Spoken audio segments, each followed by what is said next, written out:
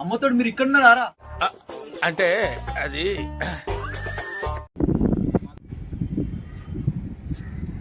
సరిపోయారు ఇద్దరును.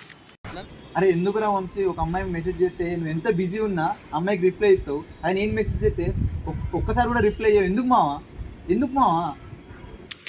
ఏరా రే ఏరా రే రే వినపడుతుంది చెప్పరా బాబు. అది కాదురా, వాడికి ఆకు కోసం ఆరాటం, పువ్వు కోసం పోరాటం. నీకు తెలియదురా?